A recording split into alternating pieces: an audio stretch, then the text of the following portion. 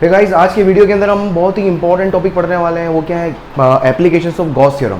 और इन application of Gauss theorem में एक एक करके अपन वीडियो बनाएंगे। तो आज मैं आपको डिस्कस करने वाला हूँ क्या कि एक इनफाइनाइट लाइन चार्ज है, उसकी वजह से इलेक्ट्रिक फील्ड का फॉर्मूला क्या होता है, उसको अपन डेराइव करेंगे और उस पर बेस्ड न्यूमेरिकल करेंगे अपन। और उसके बाद में अगर कुछ और टाइम अपने को मिलता है आज के लेक्चर के अंदर तो मैं आपको सिलेंडर की वजह से भी इलेक्ट्रिक फील्ड करवाऊंगा, एक hollow cylinder, solid cylinder, conducting, non conducting, है ना। तो इन सारी चीज़ों की आज अपन एक ही साथ चर्चा करेंगे। तो जल्दी से टॉपिक को स्टार्ट करते हैं बिना किसी टाइम को वेस्ट किए। और अगर आपने पहले वाले वीडियोस नहीं देखे हो तो प्लेलिस्ट के अंदर जाके मेरे इससे पहले वाले वीडियोस आप जाके देख सकते हैं। कहाँ पर, आई बटन के अंदर प्लेलिस्ट मैंने डाल रखी है। चलो जल्दी से स्टार्ट करते हैं अपन। हेडिंग डालें, आप हेडिंग डालें इलेक्ट्रिक फील्ड, हेडिंग डालें इलेक्ट्रिक फील्ड ड्यू टू, है ना, इलेक्ट्रिक फील्ड किसकी वजह से, due to infinite line charge, due to infinite line charge. Infinite line charge का मतलब क्या हो गया, देखो जब भी इनफाइनाइट वर्ड यूज होता है, इनफाइनाइट का मतलब क्या है, रिलेटिव टर्म है। इनफाइनाइट जो होती है वो क्या है, एक रिलेटिव टर्म होती है। ये मैंने पहले ही बताया था आपको, है ना। इस रोड को भी मैं इनफाइनाइट बोल सकता हूँ, है ना, इसको भी इनफाइनाइट बोल सकता हूँ। कब, किस कंडीशन में, जब इसकी वजह से, सपोज ये मेरे पास रोड है, इसके ऊपर चार्ज प्रेजेंट है और इसको अपन क्या बोल देंगे, एक लाइन चार्ज। ये इनफाइनाइट कब होगा, जब इसकी वजह से फील्ड अपन बिल्कुल इसके पास में, इस कंडक्टर के बिल्कुल पास में मौजूद किसी पॉइंट पर अगर मैं इलेक्ट्रिक फील्ड मालूम करना चाहूंगा तो उस पॉइंट के रेस्पेक्ट में ये कंडक्टर उस पॉइंट पे बैठ के देखो, आपको इसकी लेंथ क्या दिखाई देगी, इनफाइनाइट। तो इस केस में क्या हो जाएगा, इनफाइनाइट लाइन चार्ज हो जाएगा। तो इनफाइनाइट लाइन चार्ज का मतलब हमेशा इनफाइनाइट लेंथ का चार्ज जरूरी नहीं है, इनफाइनाइट लेंथ का कंडक्टर होना जरूरी नहीं है। समझ में आ रहा है, ये एक रिलेटिव टर्म है। और अगर, लेकिन इसको रिप्रेजेंट जनरली किया जाता है किससे, एक इनफाइनाइट लाइन चार्ज को रिप्रेजेंट किया जाता है हमेशा इस तरीके से। ठीक है, तो मेरे पास ये क्या हो गया, एक कंडक्टर है, ये मेरे पास क्या हो गया, ठीक है, ये कंडक्टर हो गया, लेकिन ये क्या है, इनफाइनाइट लाइन चार्ज है, इसलिए अपन इसको इस तरीके से रिप्रेजेंट करते हैं अपन। ठीक है, इसको इस तरीके से रिप्रेजेंट करते हैं। सपोज ये पॉजिटिवली चार्ज, फॉर एग्जांपल ये पॉजिटिवली चार्ज कंडक्टर है, तो जिसका मुझे क्या दिया हुआ है, इसका मुझे दिया हुआ है क्या, linear charge density.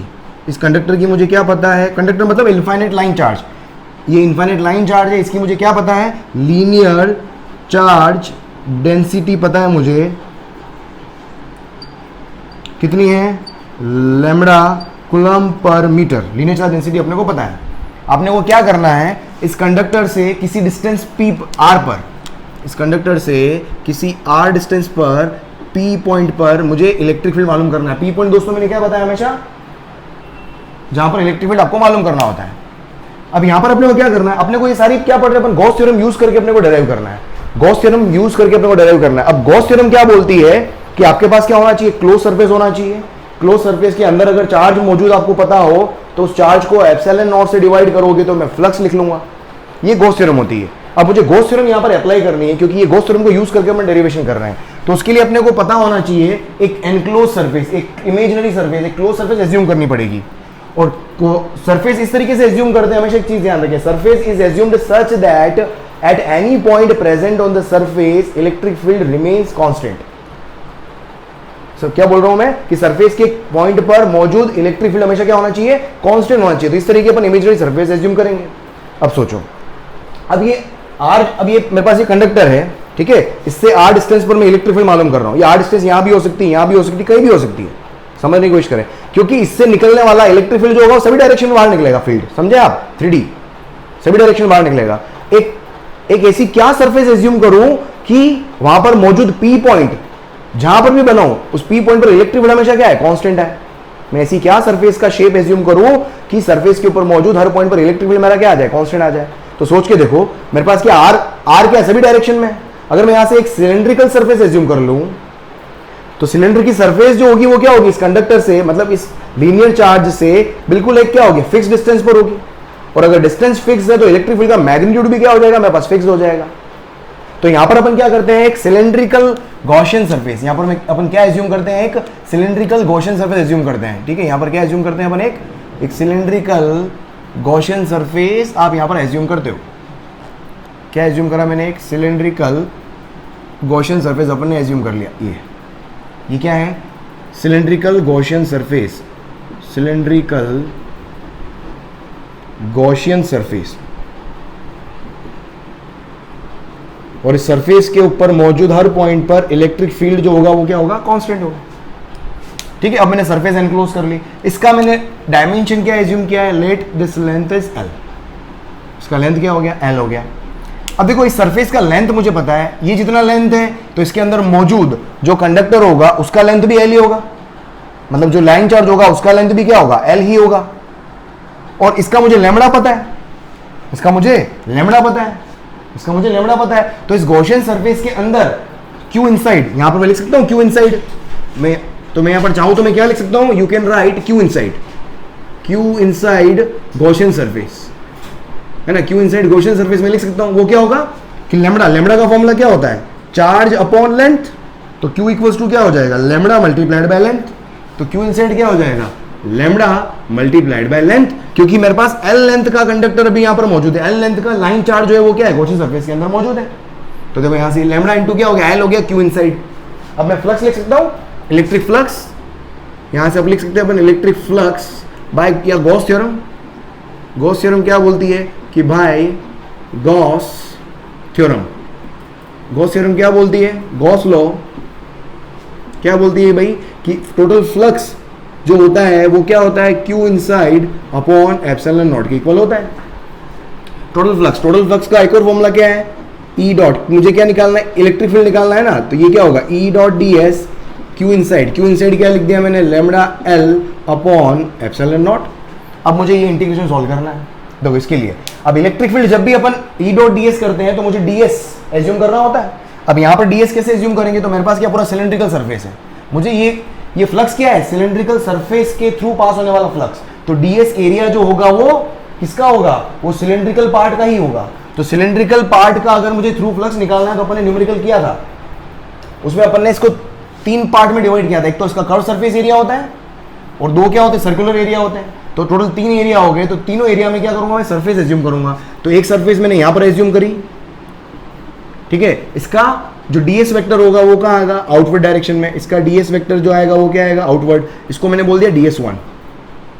Electric field भी क्या होगा, पॉजिटिव चार्ज है, चार्ज से क्या होता है, हमेशा अवे फ्रॉम पॉजिटिव चार्ज होता है। तो इलेक्ट्रिक फील्ड जो बनेगा, इसकी इलेक्ट्रिक फील्ड लाइंस अगर आप ड्रॉ करना चाहें तो इलेक्ट्रिक फील्ड लाइंस कैसी बनेगी, इसका इलेक्ट्रिक फील्ड ऐसा बनेगा इस डायरेक्शन में, इधर देखोगे तो इधर इलेक्ट्रिक फील्ड ऐसा बनेगा। किसी भी पॉइंट पर इलेक्ट्रिक फील्ड जो होगा वो कुछ इस तरह का इलेक्ट्रिक फील्ड बनेगा मेरे पास, समझ में आ रहा है इलेक्ट्रिक फील्ड। तो यहां पर इस सरफेस के थ्रू इलेक्ट्रिक फील्ड का डायरेक्शन भी मेरे पास क्या आएगा, सेम डायरेक्शन में इलेक्ट्रिक फील्ड आएगा, ई वेक्टर, ये ई वेक्टर।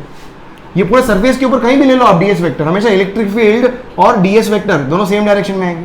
यहां पर लो एक और सरफेस, यहां पर लिया मैंने, यहां पर डीएस वेक्टर कहाँ आएगा, आउटवर्ड नॉर्मल ऊपर की तरफ, इसको मैं बोल देता हूँ ds2। और इलेक्ट्रिक फील्ड तो आपका इस डायरेक्शन में, एंगल कितना हो गया 90 डिग्री। एक सरफेस यहां पर लो आप, इसका क्या होगा, outward normal, outward close surface है, आउटवर्ड नॉर्मल, इसको मैंने बोल दिया ds3 वेक्टर। और इलेक्ट्रिक फील्ड का आपका इस डायरेक्शन में, ये इलेक्ट्रिक फील्ड हो गया। यहां पर एंगल कितना है 90 डिग्री। तो देखो यहां पर टोटल फ्लक्स जो होगा वो 3 पोर्शन की वजह से होगा। तो फर्स्ट पोर्शन के लिए लिखता हूं मैं फ्लक्स, तो टोटल फ्लक्स होगा मेरे पास पहली सरफेस के थ्रू, दूसरी सरफेस के थ्रू और तीसरी सरफेस के through, equals to lambda L upon epsilon nought. पहली सरफेस के थ्रू फ्लक्स लिखे अपन, ये पहली सरफेस के थ्रू फ्लक्स लिखते हैं अपन, तो वो क्या आएगा, देखो उसको सॉल्व करोगे तो क्या आएगा मेरे पास, इंटीग्रेशन ई ds1 cos 0। दूसरी सरफेस के थ्रू देखो आप, दूसरी सरफेस में देखो एंगल कितना हो रहा है, 90 डिग्री हो रहा है, एंगल कितना हो रहा है 90 डिग्री हो रहा है। और जब एंगल 90 डिग्री होता है तो फ्लक्स क्या होता है 0। तीसरी सरफेस में भी क्या एंगल 90 डिग्री हो रहा है तो फ्लक्स क्या हो जाएगा 0। और ये किसके इक्वल हो जाएगा, lambda L upon epsilon not. आगे बढ़ो, देखो यहाँ पर अब इलेक्ट्रिक फील्ड, ये वाला इलेक्ट्रिक फील्ड जो है वो क्या है, कर्व सरफेस एरिया के ऊपर मौजूद है। ये इलेक्ट्रिक फील्ड कहां मौजूद है, कर्व सरफेस एरिया के ऊपर मौजूद है। और कर्व सरफेस एरिया का जो पे मौजूद हर पॉइंट क्या है, सेम डिस्टेंस पर है, इक्वल डिस्टेंस पर है। समझ में आ रहा है, ये मेरे पास क्या लीनियर चार्ज हो गया, ये सिलेंड्रिकल सरफेस है, कर्व सरफेस एरिया है। तो कर्व सरफेस के ऊपर मौजूद हर पॉइंट पर इलेक्ट्रिक फील्ड क्या होगा, सेम आएगा। क्यों, क्योंकि मेरे पास डिस्टेंस क्या है, लीनियर चार्ज से सेम है, डिस्टेंस सेम है। तो देखो यहां से इलेक्ट्रिक फील्ड मेरे पास क्या हो जाएगा, यूनिफॉर्म, तो ई बार आ गया। तो ds1 इक्वल्स टू क्या हो गया, लैम्बडा एल cos 0 तो 1 होता है upon epsilon not electric field. अब इंटीग्रेशन, इसका इंटीग्रेशन क्या होगा, s1 es1 equals to lambda L upon epsilon nought s1 का ये s1 एरिया कितना होगा, s1 एरिया कितना होगा, देखो ये कितना होगा, कर्व सरफेस एरिया वो क्या होता है 2 पाई RH, तो 2 पाई r तो रेडियस हो गया, और h कितनी हाइट की जगह क्या आ जाएगा L equals to lambda L upon epsilon nought, L से एल कैंसिल हो गया, तो इलेक्ट्रिक फील्ड का फॉर्मूला देखो क्या आ गया मेरे पास, 1 upon 2 pi epsilon nought, 2 pi epsilon nought lambda upon R. एक तो ये ऐसे याद कर सकते हो, या और क्या तरीका है, देखो यहाँ पर अगर मैं 2 से डिवाइड और 2 से मल्टीप्लाई कर दूँ, 2 से डिवाइड और 2 से मल्टीप्लाई कर दूँ तो क्या हो जाएगा, 2 upon 4 pi epsilon nought lambda upon R, और 1 अपॉन 4 पाई एप्सिलॉन नॉट हो गया के, तो ये क्या हो जाएगा, तो 2 के लेमडा अपॉन आर हो जाएगा। तो इलेक्ट्रिक फील्ड यहाँ पर क्या आ गया, तो इलेक्ट्रिक फील्ड यहाँ से क्या आ गया, इनवर्सली प्रोपोर्शनल टू आर। यहाँ पर अगर आप कर्व प्लॉट करोगे इलेक्ट्रिक फील्ड वर्सेस आर, तो आर जब जीरो है, आर जब जीरो है ना, तो आर मेरे पास क्या हो गया यहाँ पर, तो आर जब जीरो है तो इलेक्ट्रिक फील्ड मेरे पास क्या होगा, मैक्सिमम, इनफाइनाइट, ये इनफाइनाइट। और जैसे जब आर बढ़ाओगे वैसे वैसे इलेक्ट्रिक फील्ड क्या होगा, डिक्रीज होगा, इनवर्स रिलेशन है, तो ये डिक्रीज होगा इस तरीके से। ई जो है वो क्या है, इनवर्सली प्रोपोर्शनल टू आर है। ये मेरे पास क्या हो गया, इलेक्ट्रिक फील्ड का वेरिएशन आ गया। अगर आप मीडियम चेंज करते हो तो एप्सिलॉन नॉट की जगह क्या आ जाएगा, epsilon R multiplied by epsilon nought, right. जल्दी से लिखो इसको, फिर इस पे बेस में क्वेश्चन कराता हूँ, बढ़िया शानदार सा लिखो इसको, फिर अपन क्वेश्चन करते हैं मस्त बढ़िया।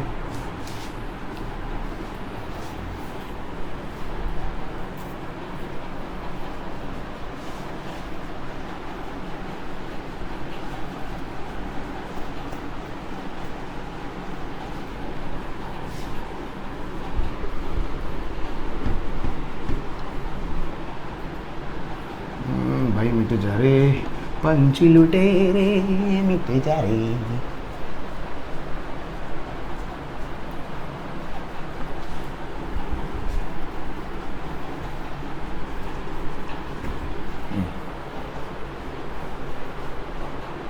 देख बोल, कई क्वेश्चन यूं के यूं बहुत कॉमन क्वेश्चन बनते हैं। देख सिंपल देख क्वेश्चन क्या है, देख सपोज मेरे पास क्या है, एक सिलेंड्रिकल सरफेस है, ये क्वेश्चन सरफेस नहीं है अब, ठीक है, एक सिलेंड्रिकल सरफेस है, ठीक है, उसका लेंथ दे रखा है फॉर एग्जांपल 2 मीटर, और इसका रेडियस दे रखा है 1 मीटर। 2 मीटर तो क्या है मेरे पास, इसका लेंथ है, और 1 मीटर क्या है, रेडियस है। अगर इसके अंदर मैं एक लाइन चार्ज रख दूं, इसके अंदर मैंने क्या रख दिया, एक, अगर इसके अंदर मैं क्या रख दूं, एक इनफाइनाइट लाइन चार्ज, ये क्या है, वापस वही, ये क्या है, infinite line charge of linear charge density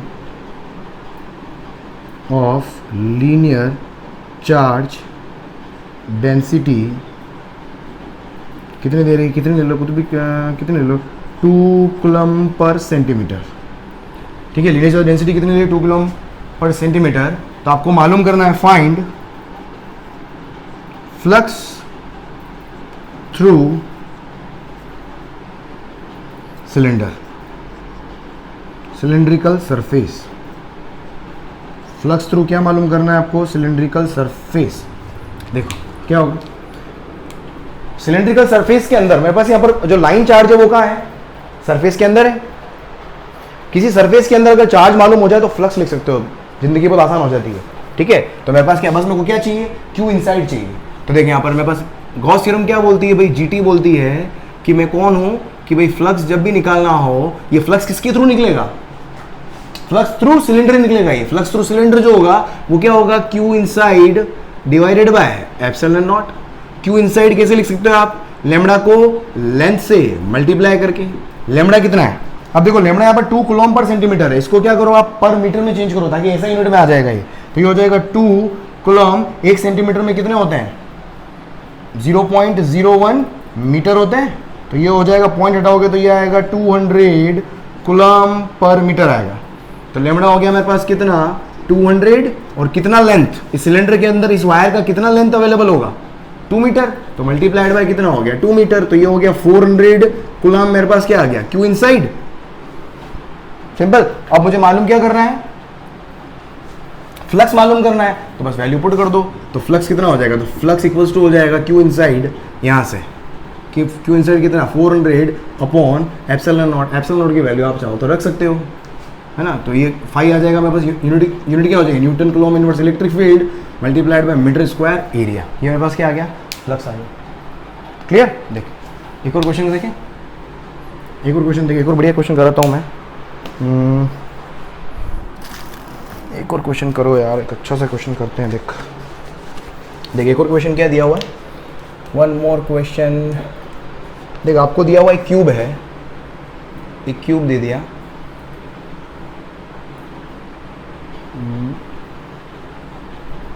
ठीक है, ये क्यूब है, ये क्यूब दे रखा है। इस क्यूब में इस क्यूब के एक एज के अलोंग, इस क्यूब की एक एज के अलोंग आपको क्या दे रखा है, इनफाइनाइट लाइन चार्ज यहाँ पर रखा हुआ है, एक इनफाइनाइट लाइन चार्ज रखा हुआ है। ये क्या है, इनफाइनाइट लाइन चार्ज, क्या है ये, infinite line charge of lambda coulomb per metre, ठीक है। और इसकी एज, क्यूब की एज जो दे रखी है मेरे पास, क्या दे रखी है, डायमेंशन L दिया हुआ है। आपको क्या फाइंड आउट करना है, इसके अंदर 3 पार्ट है। आपको फाइंड आउट क्या करना है, find the flux through cube, find through cube, cube के थ्रू कितना इलेक्ट्रिक फ्लक्स पास होगा वो मुझे मालूम करना है। और क्या निकाल सकते हो, flux through surfaces, flux through surfaces in contact of line charge, line charge के कांटेक्ट में जो भी सरफेसेस हैं उसके थ्रू फ्लक्स निकालना है ना। इसके कांटेक्ट में सरफेसेस कौन कौन सी होगी, है ना। एक तो ये क्यूब ऐसे रखा हुआ है, एक तो सरफेस ये कांटेक्ट में है, एक सरफेस ये कांटेक्ट में है, समझ में आ रहा है। एक टॉप वाली सरफेस कांटेक्ट में है, मतलब 4 सरफेस इस एज पे आके कितनी सरफेस मिल रही है, 4 सरफेस मिल रही है ना। तो 4 सरफेस जो है वो कांटेक्ट में है, तो उसके थ्रू कितना फ्लक्स पास होगा। और flux through surface not in contact, flux through surface not in contact, contact में कौन सी सरफेस नहीं है उसके थ्रू फ्लक्स आपको मालूम करना है, ठीक है। तीनों चीजें आप मालूम करो। देख करें, इसको ट्राई करें, सोचो सोचो सोचो सोचे सोचे। ये लिख लिया क्या, इसको लिख लो बोले, सोचो। इसमें कल क्यूब वाला कॉन्सेप्ट काम में आएगा। मैंने कल क्यूब वाले लास्ट क्लास के अंदर क्यूब वाला कॉन्सेप्ट कराया था ना, कॉर्नर पे क्यूब। सोचना थोड़ा उस तरह से, हिंट दे दिया मैंने, इसके बाद होना चाहिए क्वेश्चन, है ना। हिंट भी दे दिया मैंने, अब तो क्वेश्चन होना चाहिए भाई। ये भगवान, हाथ दुखने लग जाते हैं भाई, व्हाइट बोर्ड बहुत टफ। देखो अब इसको ध्यान से सोचना। अपन ने कल क्यूब वाला क्वेश्चन किया था ना। अब देखो सुनो, इस क्यूब के, ये मैंने इस तरह का क्वेश्चन है, समझ में आ रहा है, ये इस तरह का, ये यहाँ पर, ठीक है, ये यहाँ पर मैंने, समझ में, ये यहाँ पर मैंने लाइन चार्ज रखा हुआ है। अब इस क्यूब के थ्रू कितना फ्लक्स पास होगा, सिंपल सा तरीका है। जैसे कल क्या रखा, चार्ज रखा हुआ था, तो चार्ज को अपने, अगर गॉस थ्योरम लगाना चाहते हो तो चार्ज को एनक्लोज करना पड़ेगा। तो यहां पर भी क्या, ये लीनियर चार्ज है, मतलब लीनियर चार्ज का मतलब charge is distributed along the length, linear charge, simple, ठीक है। तो अभी इसको मुझे एनक्लोज करना पड़ेगा। अब इसको एनक्लोज करने के लिए कितने क्यूब्स का रिक्वायरमेंट है, सोचना कितने क्यूब्स का रिक्वायरमेंट है ना। समझो, इस वाली एज को अगर मुझे एनक्लोज करना है तो एक क्यूब यहां लगा दो, एक क्यूब यहां लगा देता हूं। लेकिन ये वाली जो एज है वो अभी इधर से फ्री है, तो 2 क्यूब यहां भी लगा दो। सोच के देखो, एक क्यूब पास में लगाया और 2 क्यूब के पैरेलल 2 क्यूब और लगा दिए, सोच के देखना। तो टोटल मेरे पास क्या हो जाएंगे, 4 क्यूब जो होंगे वो रिक्वायर्ड होंगे यहां पर to enclose the linear charge, ठीक है। तो सिंपल इसमें क्या हो जाएगा, तो देखो क्या हो जाएगा, तो 4 क्यूब्स जो होंगे वो क्या होंगे, रिक्वायर्ड होंगे। स्पेलिंग क्या होती है रिक्वायर्ड की, 4 cubes required to enclose linear charge, LC लिख रहा हूं ना मैं। तो मेरे पास 4 क्यूब के थ्रू फ्लक्स कितना हो जाएगा। अब मुझे 4 क्यूब के थ्रू फ्लक्स निकला हो तो देखो, तो फ्लक्स थ्रू कितने क्यूब, 4 क्यूब्स। अब 4 क्यूब्स के थ्रू अगर मुझे फ्लक्स लिखना हो तो वो क्या हो जाएगा, charge inside upon epsilon not. Charge inside कितना आएगा, अगर वो लीनियर चार्ज अंदर है तो चार्ज इनसाइड कितना आएगा, lambda multiplied by length L. Lambda मुझे इसका दिया हुआ है और लेंथ, इसकी लेंथ, एज की लेंथ कितनी है, साइड के बराबर, एज के बराबर। तो lambda into L upon epsilon not, ये मेरे पास क्या फ्लक्स थ्रू 4 क्यूब्स हो गया।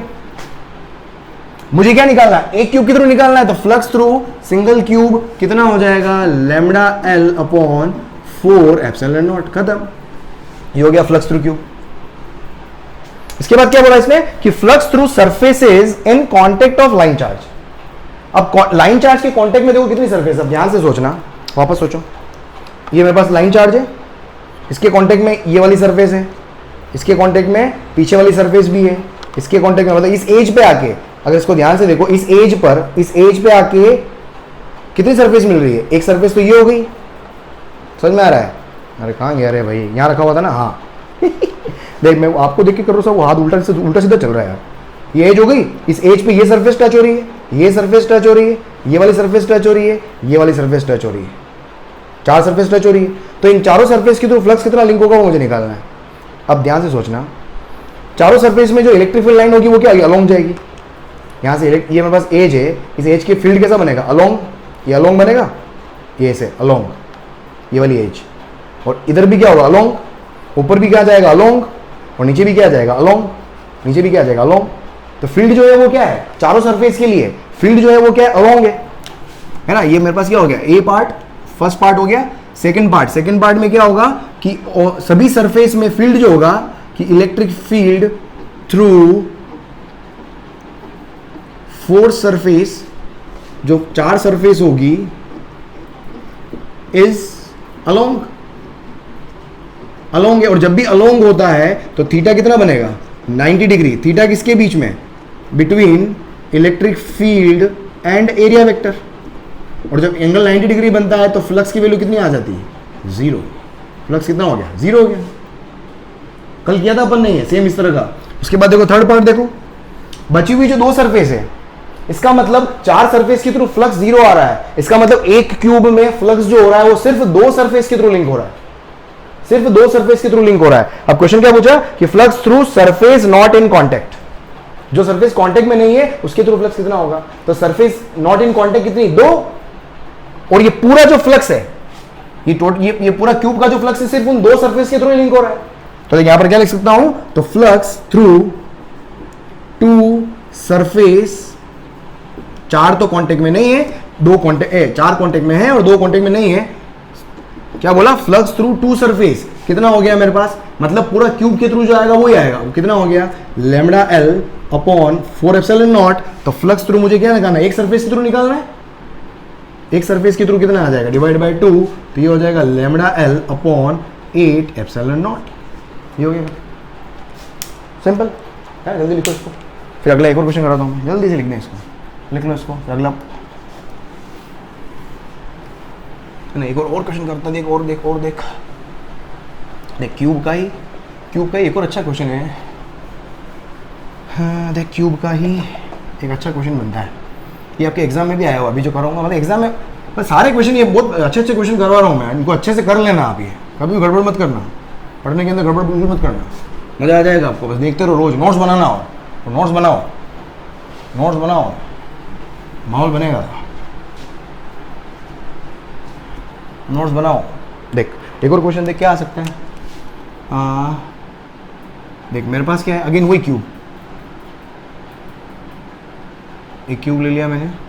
अब जो रॉड थी, रॉड मतलब वही लाइन चार्ज है ना, एक लाइन चार्ज है जिसका लैम्डा मेरे को कूलम पर मीटर पता है, यूनिट चार्ज डेंसिटी।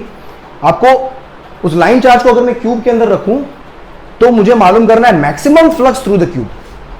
क्या बोल रहा हूं, find maximum flux through cube if a line charge of lambda coulomb per meter is placed inside cube के अंदर अगर मैं क्या रख दूं, ठीक है, इनसाइड द क्यूब का साइड कितना है मेरे पास, L।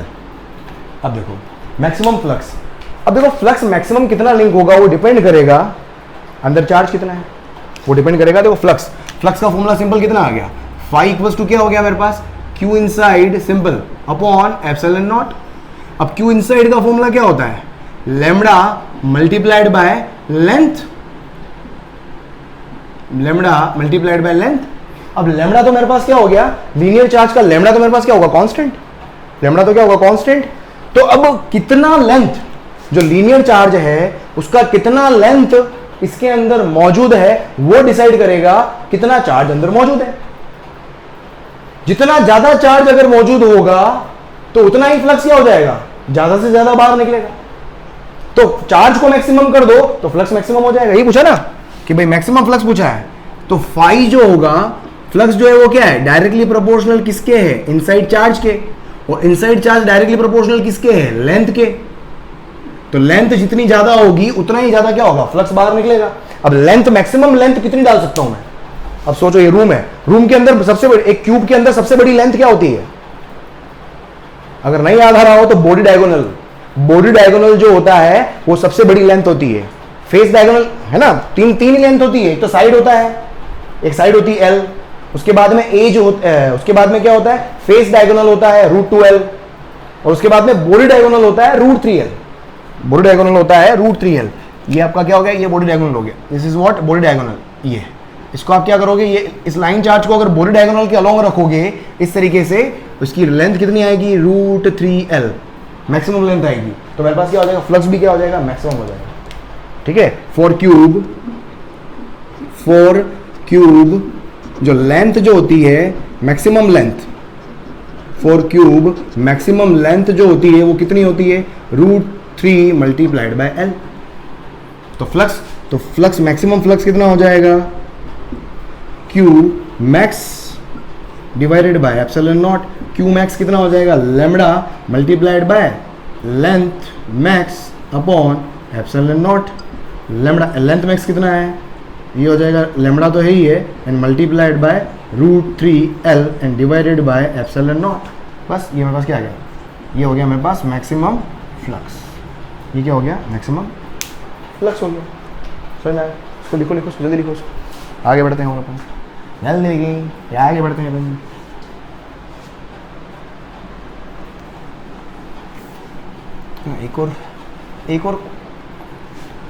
एक एससी वर्मा के अंदर का क्वेश्चन, एक स्टैंडर्ड क्वेश्चन है एससी वर्मा में, हालांकि वहाँ पर भी अपन करेंगे, एससी वर्मा की क्वेश्चन भी करूँगा, है ना। यहाँ पर सबसे अपने ये लॉन्ग कोर्स की खास बात क्या है, अपन एससी वर्मा के साथ में क्वेश्चन पूरी एससी वर्मा सॉल्व करवा रहा हूँ मैं। ऑलराइट, आज एससी वर्मा के वजह से होमवर्क नहीं होगा, है ना, लेकिन करते जाओ। आज मैं तुम्हें एक तो, हाँ यार, क्या क्या पढ़ना है, एनसीईआरटी बुक के अंदर कुछ दे दूंगा पढ़ने के लिए, थोड़ा सा पढ़ते रहो।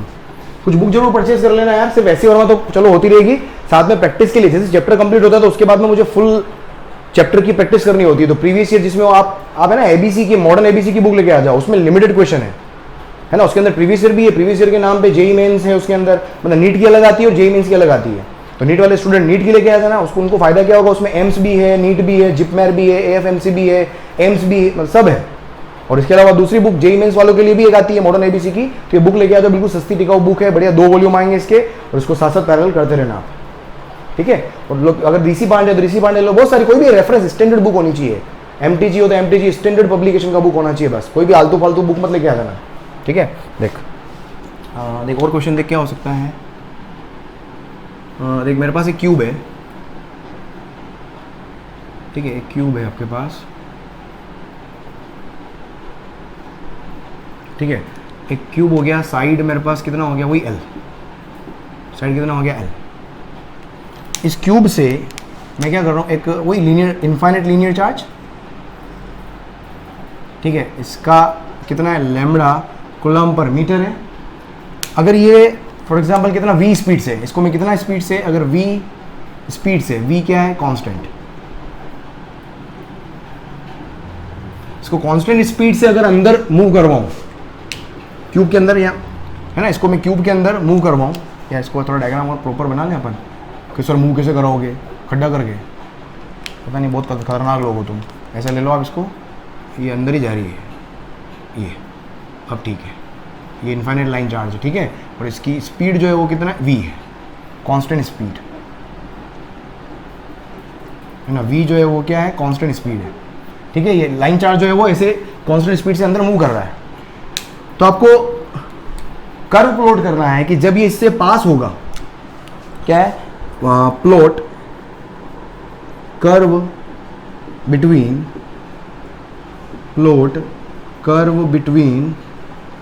फ्लक्स एंड टाइम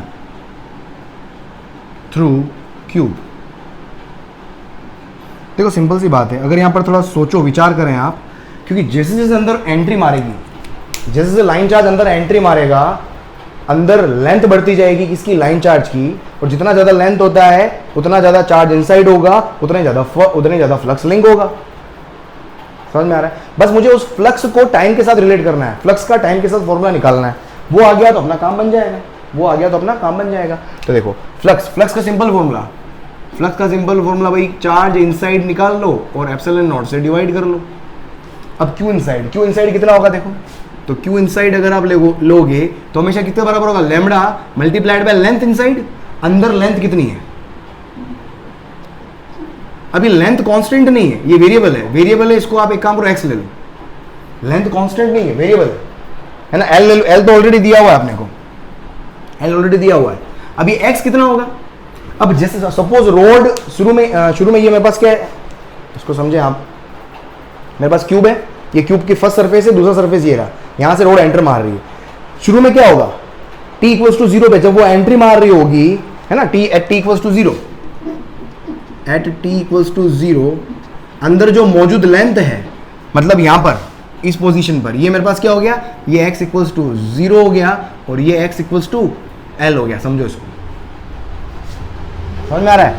और यहां पर t इक्वल्स टू 0 है, ये t इक्वल्स टू 0 है, यहां पर क्या है, t इक्वल्स टू 0। तो जब t इक्वल्स टू 0 होगा तो x इक्वल्स टू 0 होगा, तो यहां पर फ्लक्स जो होगा वो क्या हो जाएगा, 0 हो जाएगा।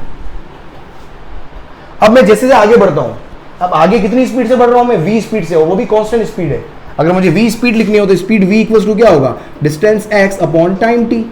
तो डिस्टेंस x इक्वल्स टू कितना हो गया, v मल्टीप्लाइड बाय t। तो देख यहां से जो फ्लक्स है, फ्लक्स को आप वापस लिख सकते हो, तो फ्लक्स फाई इक्वल्स टू क्या हो गया, lambda we T upon epsilon not.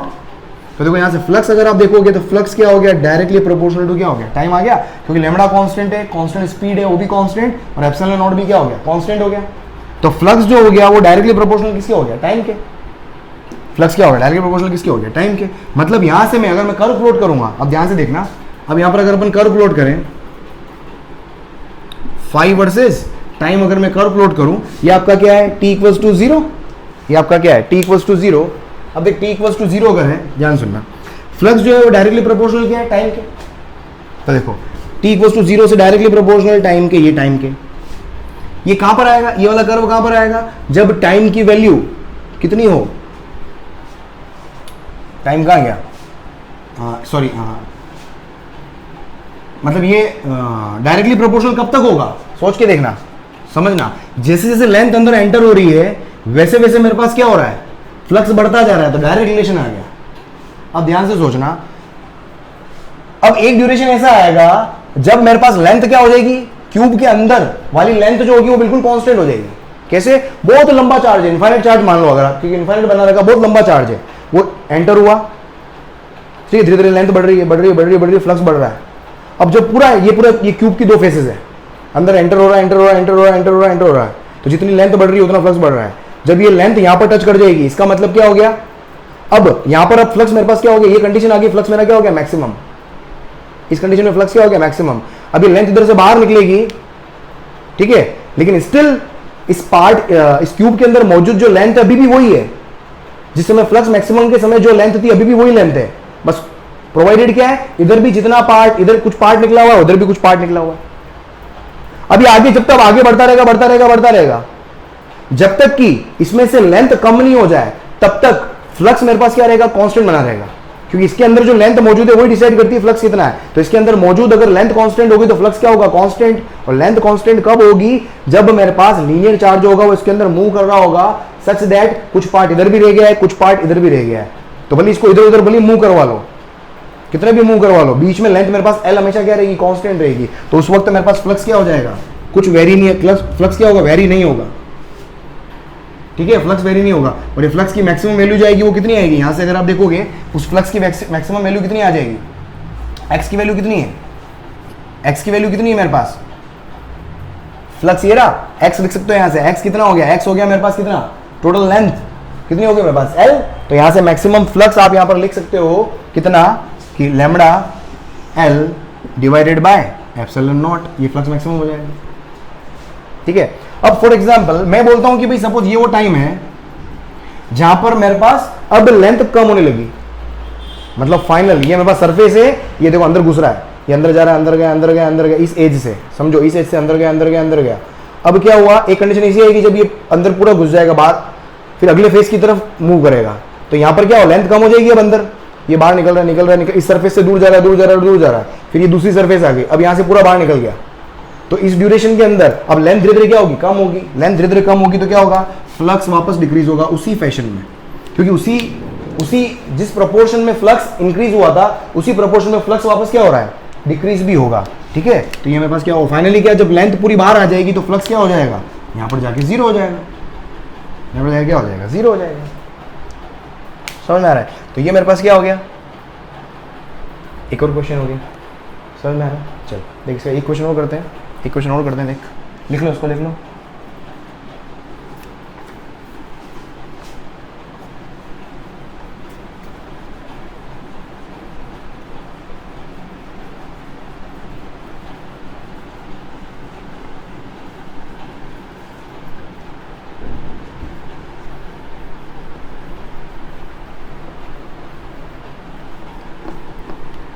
अरे मिटे जा, हाथ धोने लग जाते हैं यार भाई, क्या हो गया अब बोर्ड यार, ये तो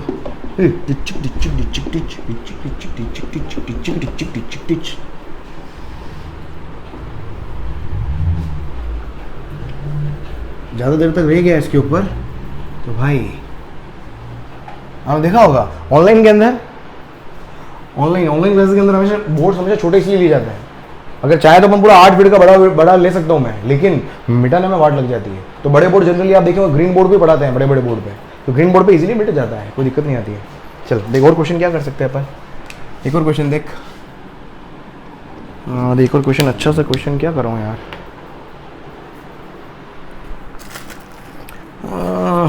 देख भाई देख भाई देख देख क्वेश्चन देख, आपके पास क्या है, वही इनफाइनाइट लाइन चार्ज है,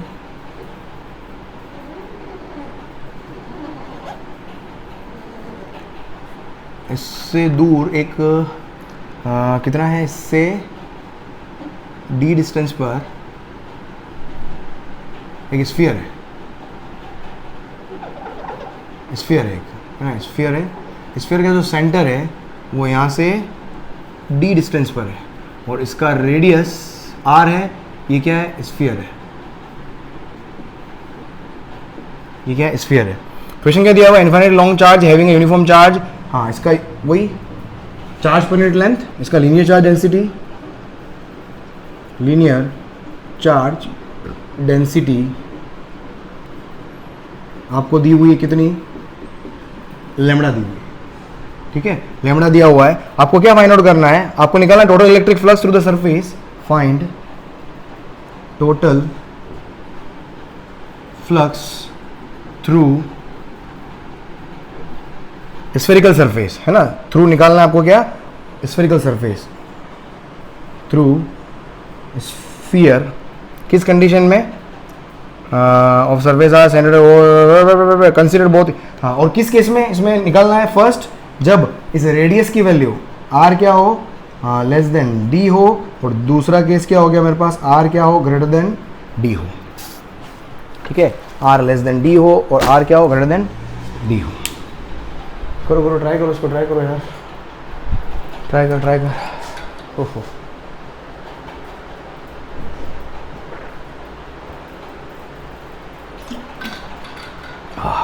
मज़ा आ गया, करें, क्वेश्चन समझ में आ गया होगा आपको, आई थिंक। देखो यहाँ से कुछ इलेक्ट्रिक फील्ड बाहर निकलेगा, इसके थ्रू लिंक होगा स्फीयर के थ्रू, आपको मालूम करना है electric flux through this sphere, जब आर रेडियस जो हो वो क्या हो, इस डी से छोटा हो। समझने की कोशिश करना, देख इसको सॉल्व करते हैं। देख आर जब लेस देन डी हो, आर लेस देन डी का मतलब क्या हो गया, देख आर अगर ग्रेटर देन डी होगा, अगर ये आर बड़ा हो जाए, इस डी से भी आर अगर बड़ा होता तो ये लाइन चार्ज अंदर आ जाता। आर अगर बड़ा होता इस डी से तो ये लाइन चार्ज, तो ये स्फीयर क्या बड़ा बनता, तो ये लाइन चार्ज क्या होता, उस स्फीयर के अंदर होता। लेकिन आर लेस देन डी है तो डेफिनेटली ये डायग्राम जो होगा वो किसके लिए बना हुआ है, आर लेस देन डी के लिए। तो आर लेस देन डी के लिए अगर अपन देखें यहां पर, तो मेरे पास क्या होगा, वो इनफाइनाइट लाइन चार्ज इस कंडीशन में दिख ही रहा है, और ये स्फीयर भी दिख ही रहा है अपने को, और सेंटर से डिस्टेंस आपके पास डी है ही है, और रेडियस आर है ही है, ये हो गया, ये हो गया। तो इस केस में फ्लक्स, अब यहां पर क्यू इनसाइड देखोगे तो क्यू इनसाइड मेरे पास क्या, lambda multiplied by L. Q inside कितना हो गया, lambda multiplied by L. Lambda तो है इसका, लेकिन एल कितनी लेंथ, इसकी कितनी लेंथ स्फीयर के अंदर मौजूद है, इसकी कितनी लेंथ स्फीयर के अंदर मौजूद है, कोई लेंथ मौजूद नहीं है। Linear charge is present outside, ठीक है। तो ये क्या हो जाएगा, जीरो। जीरो क्यों हुआ, क्योंकि जो मेरे पास जो लीनियर चार्ज है वो कहाँ है, आउटसाइड है। आउटसाइड है तो इनसाइड चार्ज मेरे पास क्या आ जाएगा, कोई चार्ज ही नहीं होगा भाई, कोई चार्ज ही नहीं होगा। या ऐसे भी देख सकते हो, समझ में आ रहा है। तो यहाँ पर तो इलेक्ट्रिक फ्लक्स या ऐसे भी देख सकते हो, मेरे पास क्या है, ये चार्ज स्फीयर है, स्फीयर के थ्रू अंदर इलेक्ट्रिक फील्ड जो होगा वो क्या होगा, अभी अपन पढ़, ये चीज ध्यान रखें आप, जब भी इलेक्ट्रिक फील्ड के अंदर स्फीयर रखते हो तो फील्ड लाइंस जो होती है वो अंदर एंट्री नहीं मारती है। ये अपन ने पढ़ा था इलेक्ट्रिक फील्ड लाइन के अंदर, इलेक्ट्रिक फील्ड जो होता है आउटसाइड होता है, अंदर की तरफ नहीं होता है। और अंदर की तरफ इलेक्ट्रिक फील्ड अगर मौजूद नहीं है, इलेक्ट्रिक फील्ड अंदर की तरफ मौजूद नहीं है, तो मेरे पास क्या हो जाएगा, there will not be any flux through the surface. तो फाई क्या हो गया मेरे पास, जीरो अपॉन एप्सिलॉन नॉट, तो फ्लक्स क्या हो जाएगा, जीरो। ये चीज क्लियर है अपने को, दोनों तरीके से देख सकते हो आप। अगर मैं आर ग्रेटर देन डी लेता हूं, अब देखो आर ग्रेटर देन डी अगर अपन करें, देख आर ग्रेटर देन डी का मतलब क्या हो गया, R greater than D, R greater than D कब होगा, ग्रेटर देन डी का मतलब क्या हो गया कि स्फीयर बहुत बड़ा हो गया, स्फीयर इतना बड़ा, आर इतना बड़ा कर लिया, डी से भी बड़ा कर लिया, मतलब ये स्फीयर हो गया मेरे पास, ठीक है। और अंदर मैंने क्या बना दिया, अंदर मैंने क्या बना दिया, ये अंदर आ गया, इसका पार्ट अंदर आ गया, ये समझो, है ना। तो ये डिस्टेंस तो मेरी कितनी है, डी है, और इस डिस्टेंस को देख लो आप, क्या ये मेरे पास रेडियस आर हो गया, दिख रहा है, आर ग्रेटर देन डी हो गया। इसी कंडीशन में होगा ना, जब ये अंदर आएगा तभी मेरा आर बड़ा हो सकता है। अब आपको फील आ गया होगा। अब इस कंडीशन में मुझे क्या निकालना है, अब देखो, अब यहां पर क्या है, कहाँ गए मार्कर, अब मुझे निकालना है वापस फ्लक्स। फ्लक्स के लिए फॉर्मूला क्या है, क्यू इनसाइड चाहिए, तो क्यू इनसाइड क्या होगा, lambda multiplied by length inside. अब लेंथ इनसाइड कौन सी, ये वाली, यहां से लेके यहां तक, ये मेरी लेंथ क्या है, एल है। ये एल जो होगा, देखो ध्यान समझना, ये जो भी पोर्शन है, ये एल जो होगा वो इस लेंथ का डबल होगा, इस लेंथ का डबल होगा। इसको मैं ए बी बोल देता हूं, ए बी। तो देखो ए बी कितना आएगा, अगर आप ए बी देखोगे, ए बी कितना होगा, अंडर रूट आर स्क्वायर, समझ में आ रहा है, under root hypotenuse square minus D square. तो देखो यहां से, तो एल कितना हो जाएगा, 2 टाइम्स ऑफ ए बी। तो एल हो गया मेरे पास कितना, 2 under root R square minus D square. बस यहां पर आप क्या करो, आप बस आप प्लेस कर दो आप यहां पर। तो finally flux phi equals to क्या है मेरे पास, Q inside upon epsilon not. तो फाई इक्वल्स टू क्या हो गया, क्यू इनसाइड क्या, लैम्डा मल्टीप्लाइड बाय एल। तो ये हो जाएगा lambda multiplied by L, L कितना है, 2 under root R square minus D square and whole divided by epsilon not. समझ में आ गया ना, ये लैम्डा हो गया मल्टीप्लाइड बाय एल, ये हो गया मेरे पास, एल इस कंडक्टर की लेंथ होती है। तो ये मेरे पास क्या आ गया, फ्लक्स आ गया, ठीक है, मेरे पास फ्लक्स आ गया। समझ में आ गया, जल्दी से लिखो, जल्दी से लिखो, लिखा, आगे बढ़े, देख चलो नेक्स्ट हेडिंग डालो आप भाई। समझ में आ गया, ये तो अपना क्या लीनियर चार्ज है।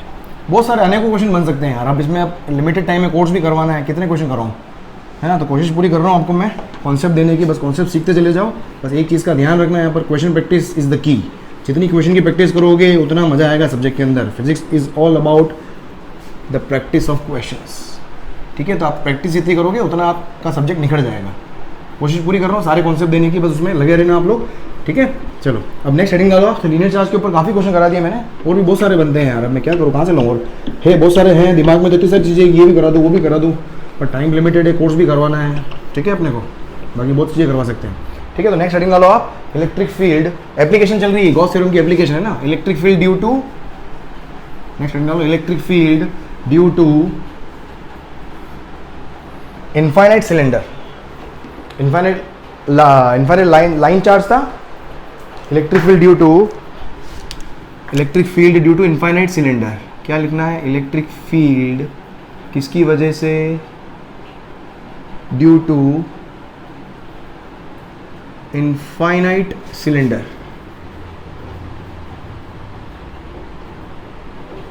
है ना। इनफाइनाइट सिलेंडर की वजह से इलेक्ट्रिक फील्ड निकालना है। अब देखो, अब थोड़ी यहाँ पर थोड़ा गेम चेंजर, गेम है यहाँ पर, मस्त सुनना। अब सिलेंडर भी दो तरह के हो सकते हैं, एक तो होलो और एक पोलो नहीं सॉलिड। एक तो होलो सिलेंडर हो सकता है और एक सॉलिड सिलेंडर हो सकता है। अब होलो और सॉलिड में भी वापस कैटेगरी क्या हो सकती है, एक कंडक्टर हो सकता है और एक इंसुलेटर हो सकता है। कंडक्टर इंसुलेटर बोलो या कंडक्टर और नॉन कंडक्टर, है ना। कंडक्टिंग हो सकता है, नॉन कंडक्टिंग हो सकता है।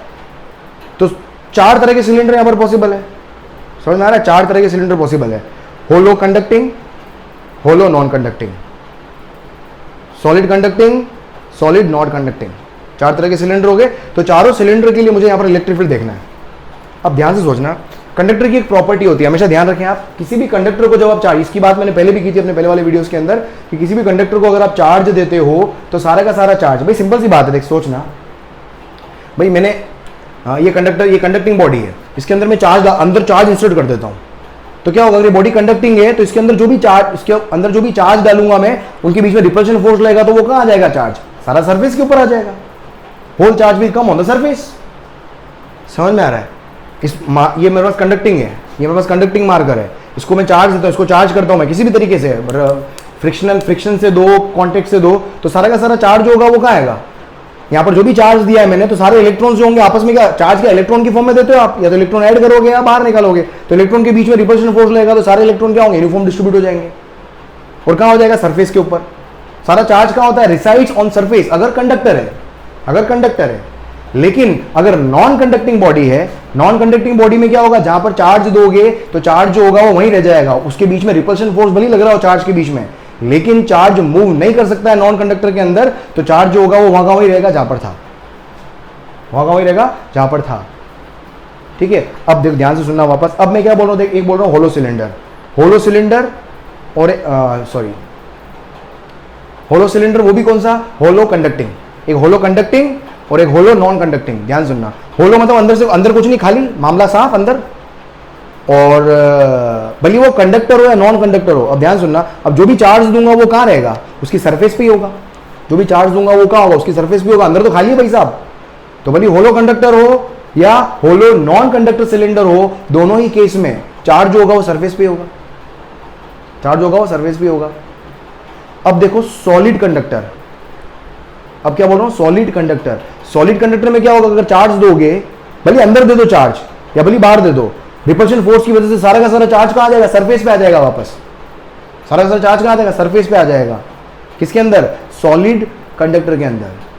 तो 3 चीजें बोली मैंने, होलो कंडक्टर, सॉलिड कंडक्टर और होलो नॉन कंडक्टर, तीनों ही सिलेंडर के अंदर चार्ज हमेशा कहां रहेगा, सरफेस के ऊपर रहेगा।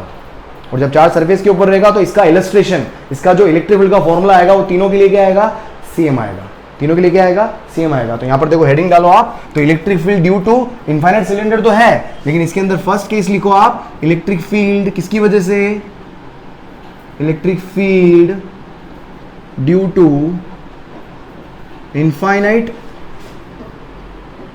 होलो कंडक्टिंग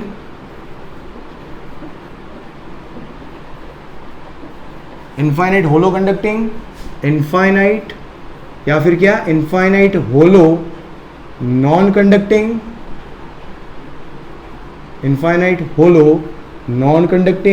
या फिर मैंने क्या बोला, solid conducting, infinite solid conducting.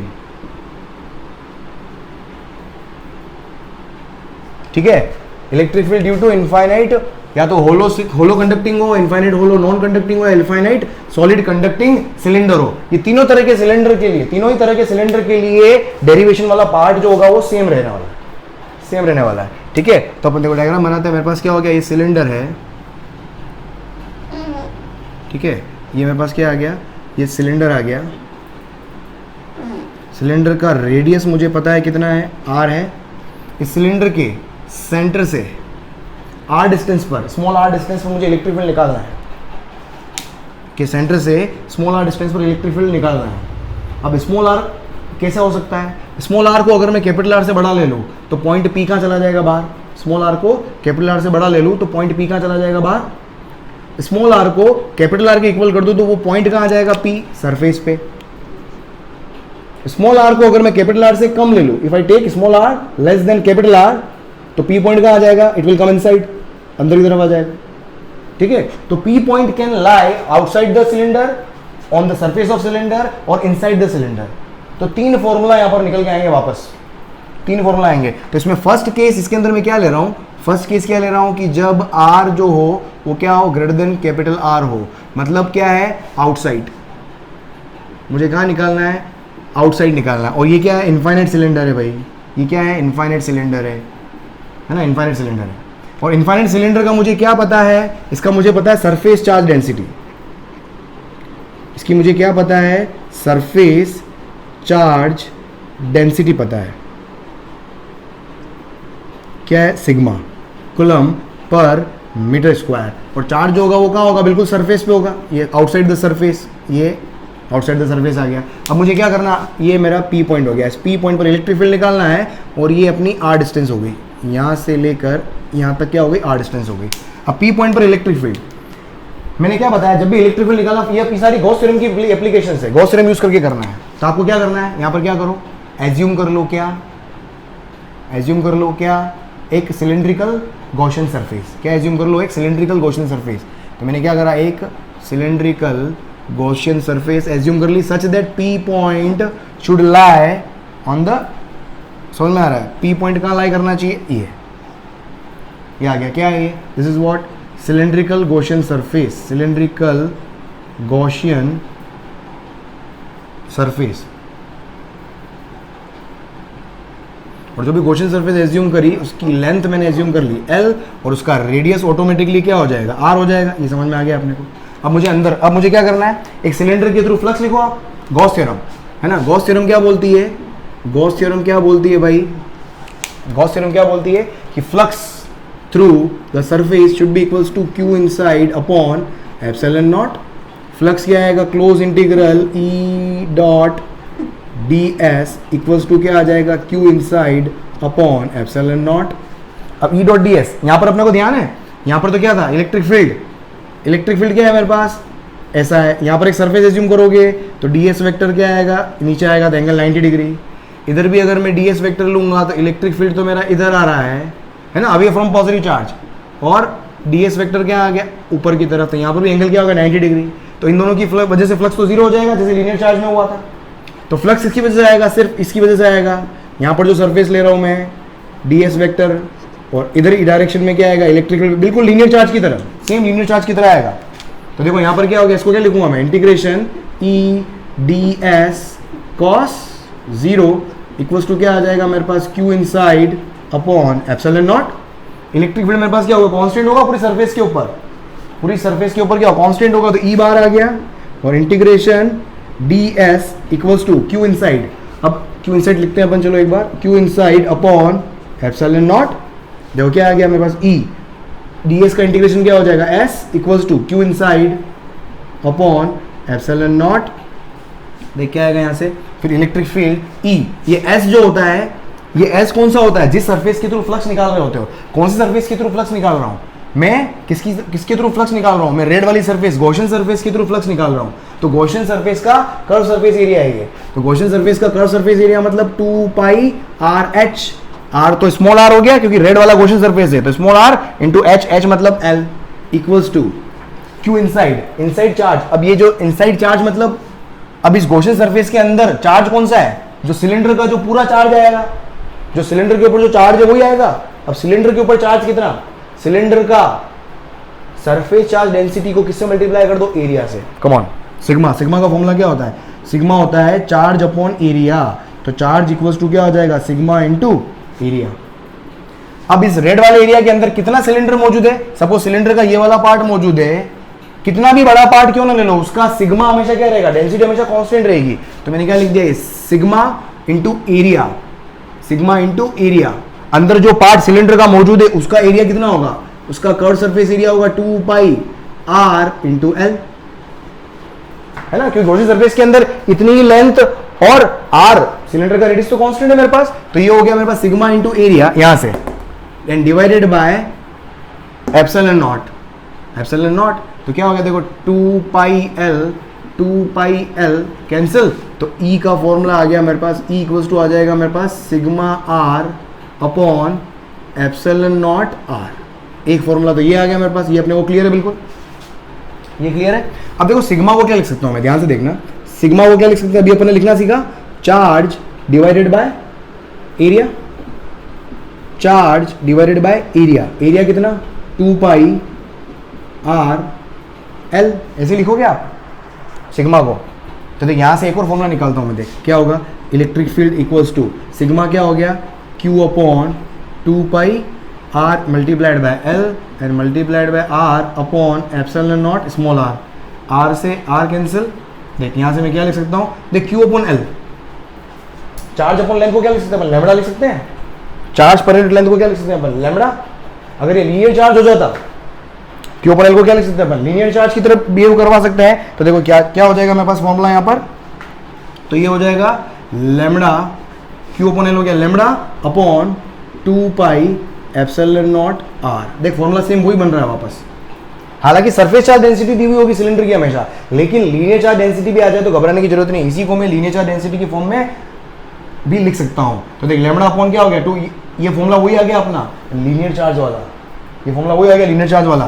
क्या लिख दिया मैंने, 2k लैम्बडा अपॉन r, दोनों फॉर्मूला। तो E का फॉर्मूला ये भी है, और E equals to 2k lambda upon r। समझ में आ रहा है, ये कहाँ आ गया मेरे पास, ये आउटसाइड है, ये कहाँ है आउटसाइड। सरफेस के ऊपर क्या आ जाएगा, देख अगर मुझे सरफेस पे देखना है, ऑन सरफेस, सरफेस पे क्या होगा, small r will be equals to capital R। बस यहाँ पर फॉर्मूला में स्मॉल r की जगह क्या रख दो आप, कैपिटल R रख दो। तो देखिए क्या हो जाएगा, तो इलेक्ट्रिक फील्ड का फॉर्मूला क्या आ जाएगा, यहाँ पर रखो आप, तो ये हो जाएगा सिग्मा r है ही अपने पास, upon epsilon not small r की जगह कैपिटल R। तो ये हो जाएगा सरफेस के ऊपर, ये हो जाएगा सिग्मा अपॉन एप्सिलॉन नॉट, ये इलेक्ट्रिक फील्ड आ गया। और यहाँ पर रख सकते हो आप, और क्या लिख सकते हो आप, लिखना चाहो तो 2k लैम्बडा क्या हो जाएगा, 2k lambda upon capital R। ये हो गया सरफेस के ऊपर, ठीक है। चलो जल्दी बनाओ उसको, फिर देखिए इनसाइड बताता हूँ मैं, इनसाइड, फिर इनसाइड की बात करें अपन, लिख लिया। इसके बाद तीसरा केस लिखना, देखो इनसाइड, इनसाइड देखते हैं अपन, देखो इनसाइड में कैसे होगा,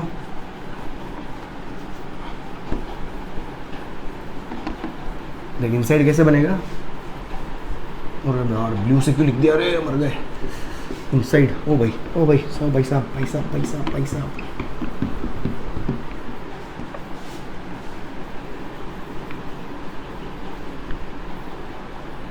देख इनसाइड का क्या होगा, देख ध्यान से देख इनसाइड, तीसरा केस क्या है, इनसाइड, इनसाइड पॉइंट का मतलब क्या हो गया, small r less than capital R, है ना। ये मेरे पास सिलेंडर है, ये अपना ओरिजिनल सिलेंडर, ठीक है, ओरिजिनल सिलेंडर, इसका रेडियस मेरे पास क्या हो गया r, p पॉइंट क्या है, इनसाइड का ही है, अंदर सेंटर से कितनी, वही r डिस्टेंस पर p पॉइंट है। तो यहाँ पर देखो क्या हो जाएगा, अब मुझे यहाँ पर क्या, इसको करने के लिए क्या करना पड़ेगा, एक और वापस आप क्या करो, आप गॉसियन सरफेस एज्यूम करो। ये मैंने गॉसियन सरफेस एज्यूम करी, देखो यहाँ पर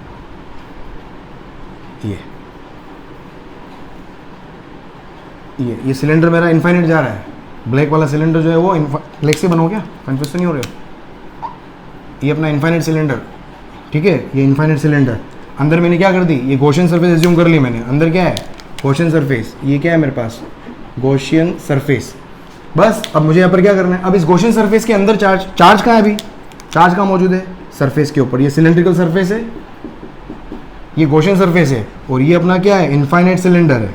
कंफ्यूज मत हो जाना। अब गॉसियन सरफेस मेरे को अंदर एज्यूम करनी पड़ेगी। अंदर एज्यूम क्यों करनी पड़ेगी, क्योंकि पी पॉइंट मेरा अंदर है।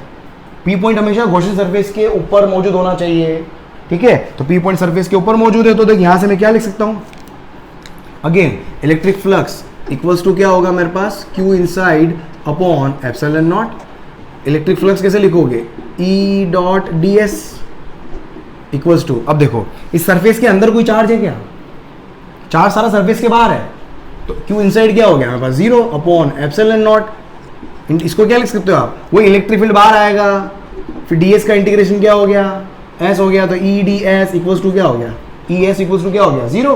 तो यहाँ से इलेक्ट्रिक फील्ड मेरे पास क्या आ जाएगा, जीरो। अंदर इलेक्ट्रिक फील्ड क्या आ गया मेरे पास, जीरो। अंदर इलेक्ट्रिक फील्ड क्या आ गया, जीरो। तो देखिए यहाँ से कर्व प्लॉट करोगे आप, इलेक्ट्रिक फील्ड वर्सेस आर, ये क्या है मेरे पास, ये आर इक्वल्स टू जीरो। यहाँ तक पहुँच गया, मतलब मैं कहाँ आ गया हूँ, सरफेस पे आ गया हूँ। तो देखो इसका कर्व प्लॉट करो आप, कर्व प्लॉट करें अपन, देख कर्व कैसा आएगा, सेंटर पे। अंदर तो इलेक्ट्रिक फील्ड पूरा जीरो है, मतलब zero, R equals to zero यहाँ पर है और R equals to capital R यहाँ पर है, तो अंदर तो इलेक्ट्रिक फील्ड जीरो है। तो स्मॉल आर से कैपिटल, ये सरफेस तक जा रहा हूँ मैं, ये सरफेस तक गया तो इलेक्ट्रिक फील्ड क्या आ गया, जीरो। फिर उसके बाद में जैसी सरफेस पे पहुंचा, इलेक्ट्रिक फील्ड की वैल्यू, इलेक्ट्रिक फील्ड की वैल्यू कितनी हो जाएगी, ये इलेक्ट्रिक फील्ड की वैल्यू हो जाएगी कितनी, सिग्मा की form, sigma upon epsilon not. Electric field की वैल्यू कितनी हो जाएगी, सिग्मा अपॉन एप्सिलॉन नॉट। और उसके बियॉन्ड इलेक्ट्रिक फील्ड जो है वो क्या है, बाहर, ये आउटसाइड है ना, ये क्या है, आउटसाइड वाला फील्ड था, ये सरफेस पे था और ये इनसाइड है, तो बाहर वाला फील्ड क्या है, electric field inversely proportional to R. तो इलेक्ट्रिक फील्ड क्या आ गया, ये inversely proportional to R. Electric field क्या आ गया, इनवर्सली प्रोपोर्शनल टू आर। तो ये मेरे पास क्या हो गया, वेरिएशन का कर्व हो गया। किसके लिए, सिलेंडर के लिए। समझ में आ रहा है, देखो जल्दी बनाओ, जल्दी बनाओ कर्व। चलो उसके बाद अपन देखते हैं, ये हो गया मेरे पास कौन सा, ये तीनों। अब इसके बाद कौन सा, इनफाइनाइट सिलेंडर कौन सा वाला, सॉलिड। सॉलिड भी कंडक्टिंग हो गया, आप solid non conducting, solid non conducting है ना। आप कौन सा है, सॉलिड, अरे मिट जा रहा है, हाँ ये कैसे मिटेगा, माय गॉड की कसम, ओहो ओहो ओहो, जल्दी मिट गया। सॉलिड है ना, नेक्स्ट हेडिंग डालो, electric field, second case, electric field due to infinite solid conductor, conducting cylinder.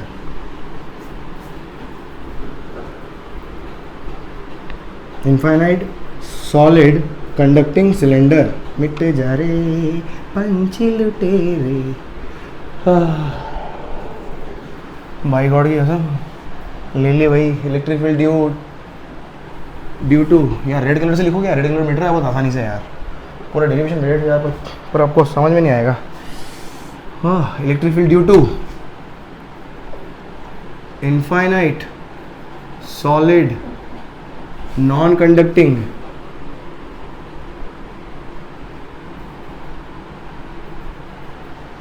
Cylinder.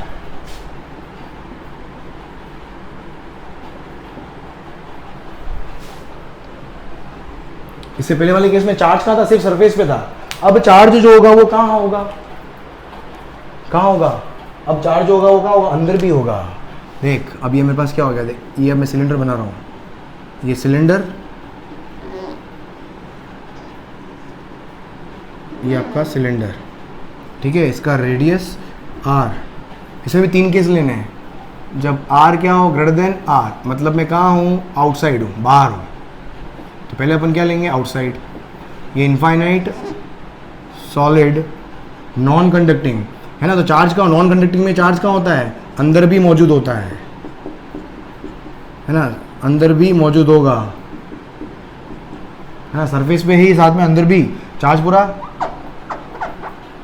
चल इसे बना दे इसको, ठीक है, अंदर भी चार्ज मौजूद होगा।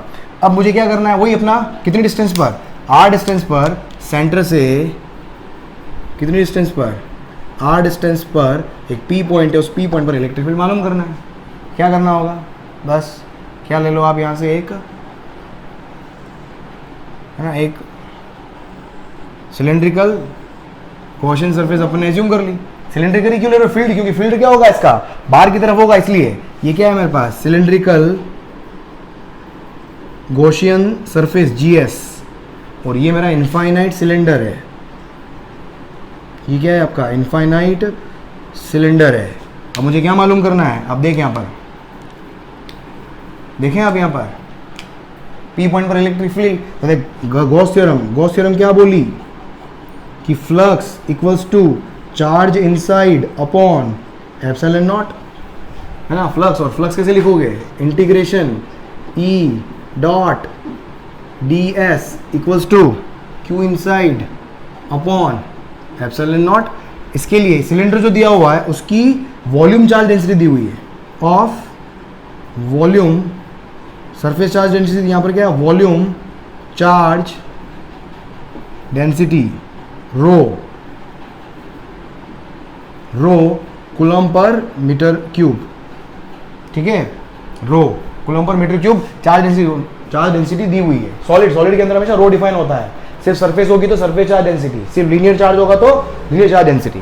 तो देखो यहाँ से अब E dot D S equals to Q inside upon epsilon nought E dot D S, देख क्या होगा, सेम वापस वही सारी कंडीशन देख, वापस वो का वही हो रहा है। यहाँ पर एक सरफेस होगी, इलेक्ट्रिक फील्ड क्या होगा अभी, लेकिन सरफेस का जो ds वेक्टर होगा वो नीचे की तरफ होगा, एंगल 90।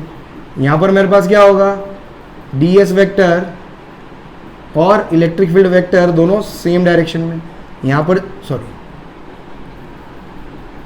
यहाँ पर है ना, रेड वाली सरफेस ले रहा हूँ, रेड वाली गॉसियन सरफेस के थ्रू फ्लक्स निकालना है, तो गॉसियन सरफेस के ये छोटे छोटे पार्ट ले रहा हूँ मैं, तो इलेक्ट्रिक फील्ड तो मेरा इधर ही है,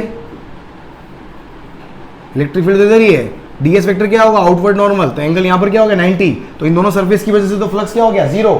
तो फ्लक्स जो भी आएगा किसकी वजह से, अरे किसकी वजह से, इसकी वजह से, कर्व सरफेस एरिया की वजह से। तो देख इसको क्या लिखोगे आप, integration E ds cos 0 equals to Q inside upon epsilon not. Electric field constant होगा पूरी सरफेस के ऊपर, तो E तो बाहर आ गया और ds का इंटीग्रेशन s हो जाएगा। ये बार बार लिखूंगा यार, समझ में आ गया होगा अब तो। cos 0 की value 1 equals to Q inside upon epsilon not. Electric field मालूम करना है। अब ये s किसका है, उस सरफेस का एरिया जिसके थ्रू फ्लक्स मालूम करना है। तो फ्लक्स किसके थ्रू मालूम करना है, रेड कलर की गॉसियन सरफेस के थ्रू। रेड कलर की जो गॉसियन सरफेस है उसका वॉल्यूम कितना है, इसकी रेडियस है r, लेंथ एज्यूम करनी रह गई, लेंथ कितनी है l, लेंथ कितनी है l, तो देख कितना हो जाएगा, तो E into 2 pi r l equals to Q inside यहाँ पर क्या होगा, rho into volume density into volume upon epsilon not. देख क्या आ जाएगा, E 2 pi r multiplied by l equals to density multiplied by volume. Volume किसका, उस सिलेंडर का वॉल्यूम। ये वॉल्यूम किसका है, उस इनफाइनाइट सिलेंडर का वॉल्यूम जो गॉसियन सरफेस के अंदर मौजूद है। इस गॉसियन सरफेस के अंदर कितना वॉल्यूम मौजूद है, इस सिलेंडर का वॉल्यूम मौजूद है। तो इस सिलेंडर का वॉल्यूम कितना हो जाएगा, वॉल्यूम पाई r स्क्वायर l। r क्या होगा, कैपिटल R, क्योंकि मुझे सिलेंडर का वॉल्यूम, इनफाइनाइट सिलेंडर का वॉल्यूम चाहिए। तो ये हो जाएगा मेरे पास पाई r square l divided by epsilon not. कुछ कैंसिल हो रहा है, पाई कैंसिल, l कैंसिल। तो देख यहाँ से मेरे पास इलेक्ट्रिक फील्ड का फॉर्मूला जो आ गया वो क्या आ गया, देखो रो r स्क्वायर,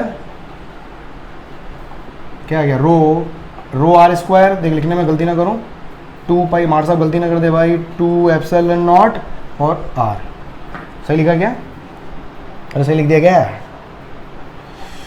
2r नीचे आ गया, 2r ऐसा नहीं था। ये इलेक्ट्रिक फील्ड का ये फॉर्मूला ये हो गया। देख और क्या लिख सकता हूँ मैं, और देखना, रो क्या होती है, डेंसिटी क्या है, कूलम पर मीटर क्यूब मतलब चार्ज डिवाइडेड बाय, या इसको ऐसे रहने दो यार, के की फॉर्म में लिखूँ क्या, तो वॉल्यूम में जनरली लीनियर लिख लो यार, नीचे डेंसिटी फॉर्म में लिखना, लिख ले चल, क्यू अपॉन, कंफ्यूज मत होना, एक्चुअल फॉर्मूला अपना यही है। बस मैंने इसको, क्योंकि जब आपका सॉलिड होता है तो रो डिफाइन होता है, सरफेस होता है तो सिग्मा होता है, और अगर लेंथ होती है तो लेमड़ा होता है। ठीक है, इसको यहीं तक लिख लो यार, कंफ्यूज हो गए तुम, पता नहीं, लेमड़ा यार लिख ले। चल देख, रो का फॉर्मूला क्या होता है, चार्ज अपॉन वॉल्यूम, वॉल्यूम कितना हो गया, pi R square multiplied by L, यहाँ पर रख। तो देख इलेक्ट्रिक फील्ड का एक और फॉर्मूला देख क्या आ जाएगा, और है ना, इसको और तो देख E इक्वल्स टू रो रखो यहाँ पर, रो हो गया मेरे पास Q upon pi R square L, rho हो गया, फिर multiplied by R square upon 2 epsilon naught R, 2 epsilon naught R, R square से आर स्क्वायर कैंसिल। तो देख यहाँ पर क्या है, Q अपॉन एल को तो लिख दिया लैम्डा, और ये 2 पाई एप्सिलॉन वापस हो गया, देखो 2 पाई एप्सिलॉन नॉट आर, तो मतलब कितना आ गया, इसको भी लिख सकते हो 2 के लैम्डा बाय आर। देख फॉर्मूला तीनों सेम है, तीनों फॉर्मूला सेम है, मतलब दोनों तीनों जो भी है समझ जाओ, ठीक है। तो और 2 K lambda by R, magnitude same आएगा, और 2 K lambda by R actual formula आपका ही है, लेकिन डेंसिटी और उसकी टर्म में जरूर याद रखना, ठीक है। अब देखो यहाँ पर अगर मैं ऑन द सरफेस लूँ तो second case, on the surface, on surface, surface पे देखें अपन, सरफेस पे क्या होगा, स्मॉल आर कैपिटल आर के बराबर, तो बस इसके यहां पर क्या कर दो, स्मॉल आर को कैपिटल आर लिख दो। तो देख इलेक्ट्रिक फील्ड सरफेस के ऊपर क्या हो जाएगा, ये हो जाएगा रो आर स्क्वायर डिवाइडेड बाय 2, है ना, 2 एप्सिलॉन नॉट, और स्मॉल आर की जगह कैपिटल आर से ये कैंसिल, तो यहां से सरफेस पर इलेक्ट्रिक फील्ड का फॉर्मूला आ गया rho R upon 2 epsilon nought. देखो फिक्स हो गया, मैं वैल्यू फिक्स हो गई। उसके बाद थर्ड इनसाइड, इनसाइड का मतलब क्या हो गया, R less than capital R, inside को भी ऐसे ही करेंगे अपन, है ना, इनसाइड को ऐसे ही करेंगे। देख अब इनसाइड में क्या होगा, देख इनसाइड में क्या होगा, ये सिलेंडर है, ये अपना infinite cylinder,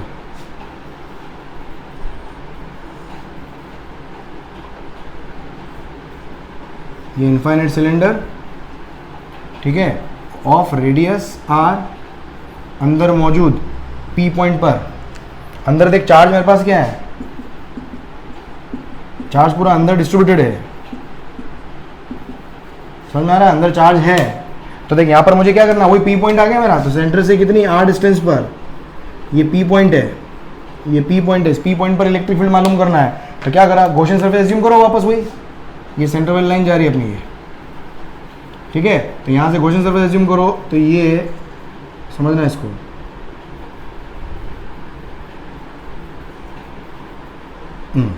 P such that P point lie on, समझ में आ गया, और इसकी लेंथ कितनी ली अपन ने, एल।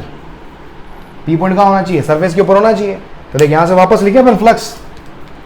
अब यहाँ पर देखो चार्ज मौजूद होगा, इस गॉसियन सरफेस के अंदर चार्ज है, पहले इलेक्ट्रिक फील्ड जीरो हो गया था, तो यहाँ पर इलेक्ट्रिक फील्ड अंदर जीरो नहीं होगा, यहाँ पर इलेक्ट्रिक जीरो नहीं होगा।